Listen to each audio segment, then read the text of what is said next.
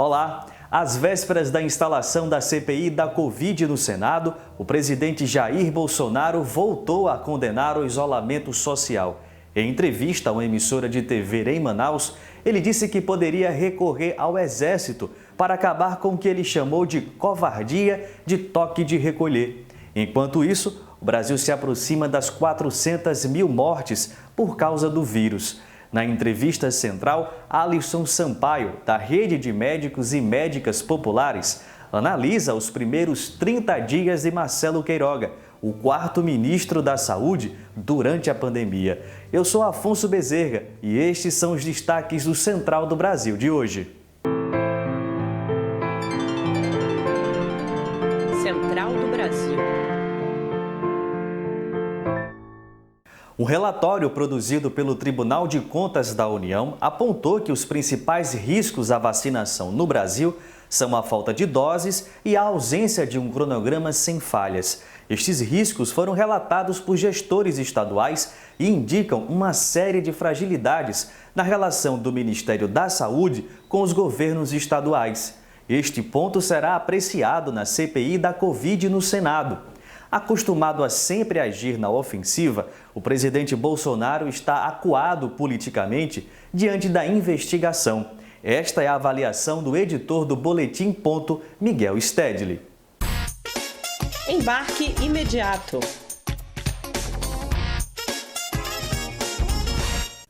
Durante estes 3 anos, o governo Bolsonaro sempre esteve na ofensiva. Foi ele quem determinou o ritmo e a pauta da conjuntura política, seja atendendo à pauta de sua base social, seja criando cortinas de fumaça. E esse método agressivo sempre deixou a oposição perdida, imóvel ou sempre um passo atrás. Agora o cenário mudou. Bolsonaro não sabe jogar quando não é ele que determina as regras do jogo. Isso fica evidente no total descontrole do governo em enfrentar a Covid-19, porque afinal de contas o vírus não se submete aos delírios políticos de Bolsonaro ou os desejos dos seus generais e ministros incompetentes. Bolsonaro também passa a jogar recuado por causa da CPI da pandemia. E o STF e o Congresso já demonstraram que não caem mais nas ameaças golpistas. Agora é mais provável que Bolsonaro entregue a cabeça de seus aliados, como o general Pazuello, para tentar salvar o próprio pescoço, o que irá gerar mais isolamento e descontentamento nas suas fileiras. A salvação de Bolsonaro depende da melhoria da economia. Sem isso, ele chegará acuado, diminuído e muito fragilizado em 2022. E o ritmo de vacinação no Brasil tem despertado preocupações. É que os dados divulgados nas últimas semanas apontam que tem sido aplicada mais a primeira dose do que a segunda, interrompendo o avanço completo da imunização. Mas enquanto isso, alguns estados já se planejam para garantir a dosagem das pessoas com comorbidades. Eu fui ouvir especialistas e prováveis novos imunizados para explicar detalhes da vacinação desse grupo. Vamos acompanhar na reportagem. Trilhos do Brasil. São Paulo é um dos estados que começam agora em maio a vacinação das pessoas com comorbidades. No plano do governo estadual, poderão ser imunizadas a partir do dia 10 de maio pessoas com síndrome de Down, transplantadas e pacientes renais em diálise. O Rio de Janeiro iniciou nesta segunda, 26, a convocação de pessoas com diabetes, hipertensão, doenças cardiovasculares, obesidade mórbida e outras doenças. Amazonas, Sergipe e Alagoas já vacinam há mais tempo este grupo prioritário. O médico da família, Marcos Bosquieiro, explica por que as pessoas que possuem comorbidades precisam ser priorizadas na fila da vacina. São essas pessoas que têm alguma doença crônica, que fazem uso de medicamento contínuo e necessitam sim de uma vacina para que seja um controle maior e evite que ela se contamine e se agrave. As pessoas, no entanto, precisam comprovar que possuem a comorbidade. Elas terão de apresentar um laudo médico assinado por um profissional credenciado. Além do risco da contaminação do vírus agravar a comorbidade, esta condição força estes pacientes a saírem de casa mais vezes em busca dos remédios. A professora aposentada de São Paulo, Maria Cecília, tem diabetes e se encaixa no grupo de prioridades. Ela está animada com o avanço da imunização, mas diz que ficará completamente satisfeita quando todo mundo for vacinado. Eu sei que, tomando vacina, eu vou ficar mais imunizada, né, com a primeira e muito mais com a segunda. Mas eu só vou estar mais tranquila quando a população toda estiver imunizada. A vacina é o principal instrumento que pode garantir a retomada das atividades econômicas com plena segurança. Mas até lá ainda é necessário proteger a vida dos trabalhadores e implementar políticas de isolamento social. Acontece que, no Brasil, o próprio presidente tem ignorado esta realidade e defendido a reabertura econômica, ainda que sem a devida segurança. A crise econômica tem diminuído cada vez mais o poder do salário mínimo. Nayata Wani traz na reportagem que a proposta do presidente, enviada ao Congresso, é de aumentar o salário em apenas R$ 47 no próximo ano. Nacional. O governo de Jair Bolsonaro propôs ao Congresso Nacional que o salário mínimo permaneça pelo terceiro ano consecutivo sem aumento real. A proposta do valor de R$ 1.147 para o ano de 2022 tem um aumento de apenas R$ 47. A quantia segue abaixo da inflação, que já atinge o preço dos alimentos, gás de cozinha e vários outros itens básicos para a sobrevivência. O economista André Roncaglia explica que a política econômica deste governo exclui a população pobre. Essa última medida de não reajustar o salário mínimo por algo além da inflação deixa muito claro que o governo tem uma aversão tremenda à democracia, enquanto a incorporação do ganho dos mais pobres nas preocupações centrais da política econômica. De acordo com o DIEESE, no mês de março, o trabalhador remunerado pelo Piso Nacional comprometeu em média 54% do seu salário só para comprar alimentos básicos. Contexto que expõe o cenário de precariedade e má remuneração dos trabalhadores brasileiros, como é o caso da Stephanie Chanini, do Rio de Janeiro, que é analista de RH. Durante o período da pandemia, tiveram alguns meses onde nós sofremos redução de salário, então foi uma situação bem preocupante, porque o seu salário reduz, mas todas as contas continuam iguais ou maiores. São cerca de 50 milhões de trabalhadores que têm a remuneração referenciada pelo salário mínimo. Analistas apontam que esse baixo reajuste compromete a retomada do crescimento econômico do Brasil. O ministro da Saúde, Marcelo Queiroga, assumiu o cargo há 30 dias em meio ao crescimento do número de casos do coronavírus e com o governo sendo alvo de investigações sobre o combate à pandemia. Ele é o quarto ministro nomeado por Bolsonaro em um ano e herdou o cargo do general Pazuello depois da crise do oxigênio em Manaus. Alisson Sampaio, integrante da Rede Nacional de Médicos e Médicas Populares, é o nosso convidado da entrevista central de hoje. Ele analisa os primeiros 30 dias do novo ministro e a situação da pandemia no país. A entrevista é de Jonatas Campos.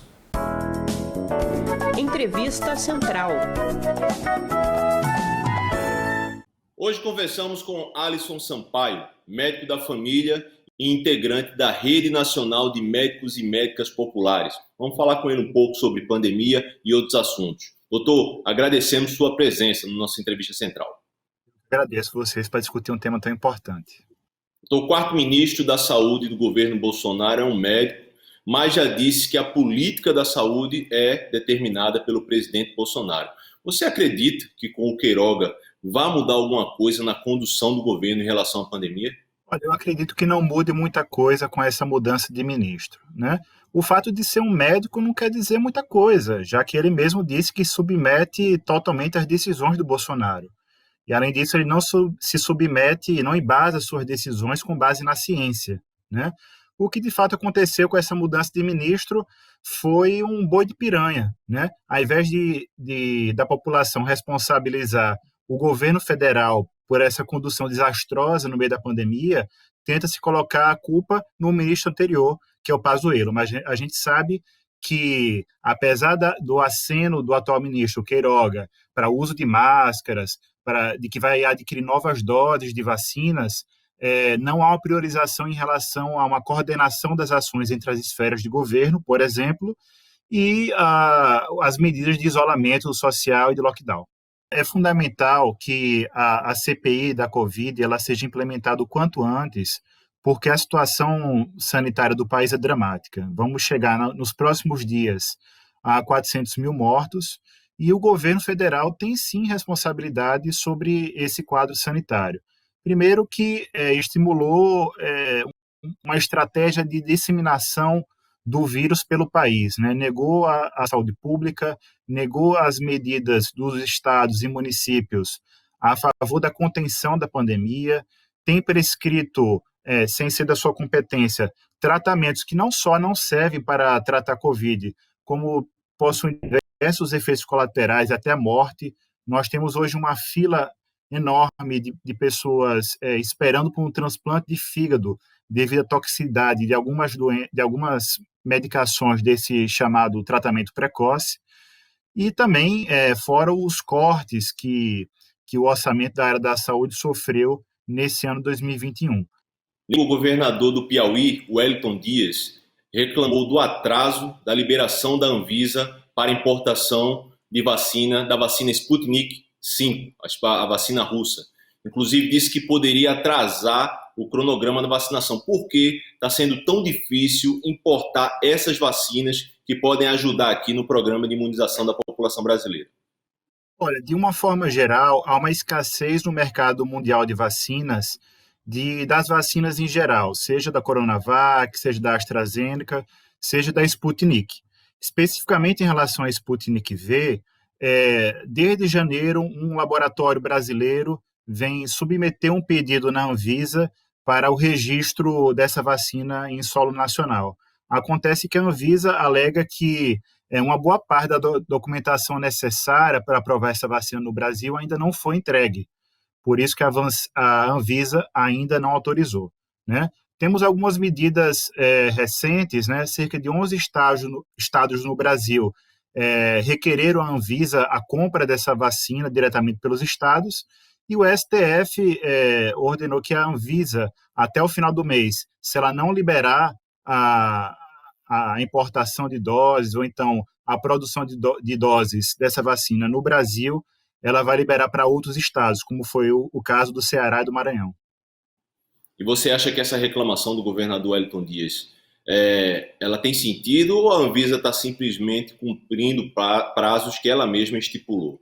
Há pressões tanto da base governista quanto da oposição para adquirir essas vacinas, porque a situação é bastante calamitosa no país. Não há vacina para todo mundo.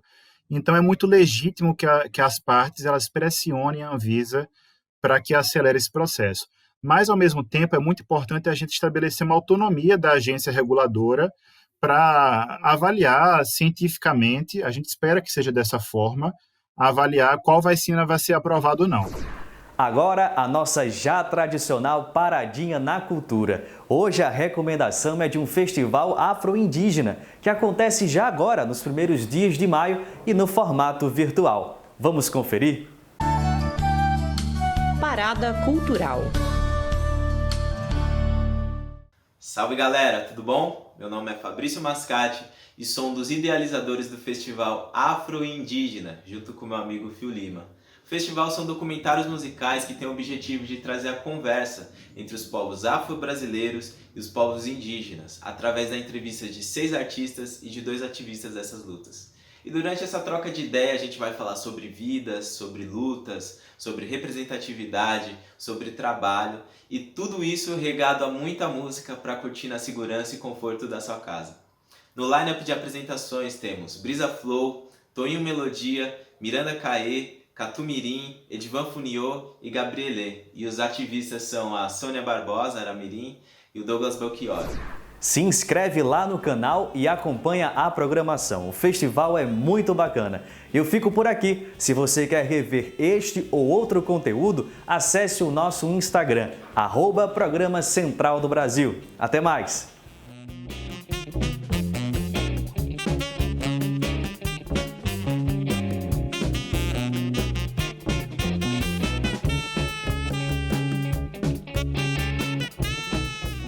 Central do Brasil, a rede de comunicação dos movimentos populares.